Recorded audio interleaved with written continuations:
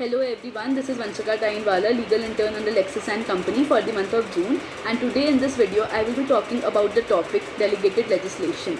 So what is the meaning of delegated legislation? Why do we need delegated legislation? What are the reasons for the growth of delegated legislation? The constitutional provisions relating to delegated legislation and some landmark cases.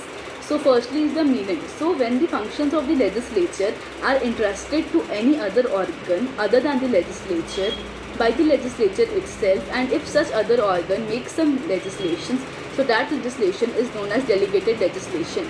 So examples are of Advocates Act 1961, the Indian Medical Councils Act, the RTI Act 2005. So these all are examples of delegated legislation. So all the rules, bylaws and orders that are made by the subordinate authority, subordinate body, so such laws are known as delegated legislation. So what is the need for delegated legislation in India and what are the reasons for growth?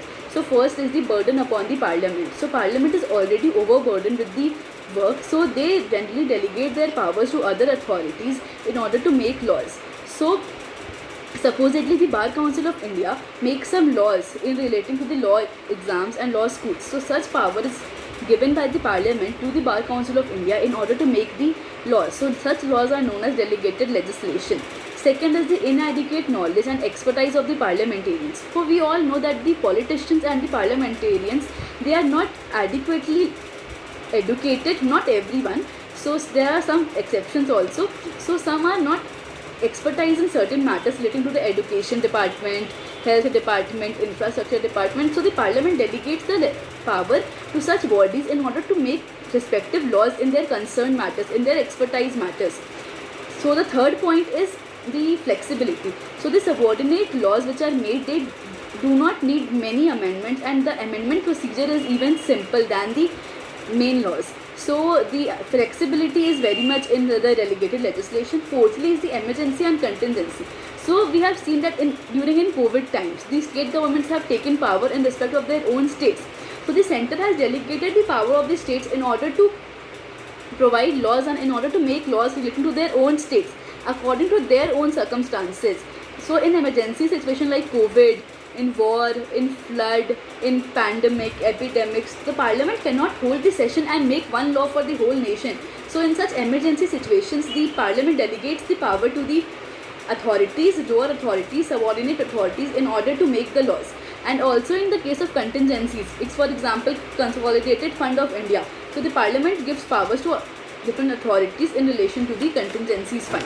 So the next point, the next reason for such growth is the administration through administrative agencies.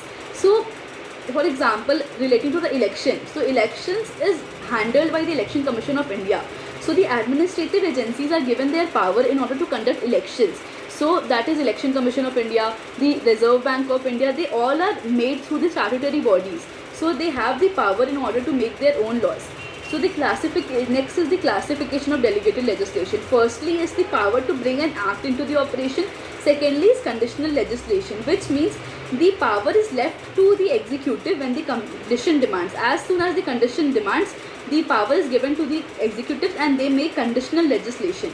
The third is power to fill in details, and the fourth is power to remove difficulties. So these are the four classifications of the delegated legislation. Coming on to the constitutionality.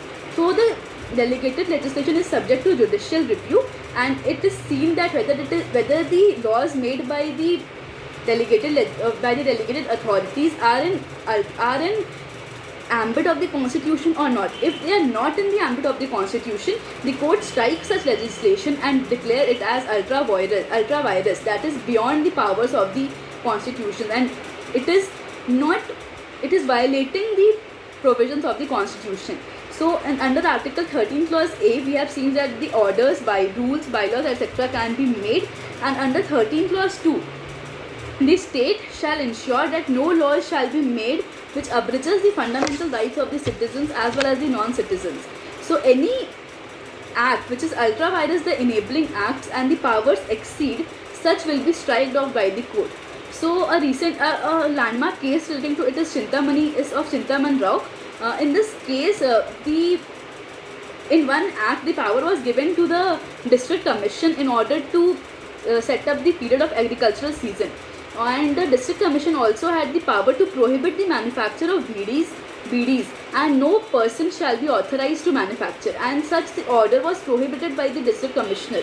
So in this case the judgment was pronounced by the Supreme Court of India, and it held that such prohibition violates Article 19(1)(g), that is freedom of trade and commerce. So such delegated legislation is ultra vires the constitution, and it abridges the fundamental rights of citizens. So this legislation was struck off by the Supreme Court. So this was delegated legislation. Hope you understood this video. Thank you for listening.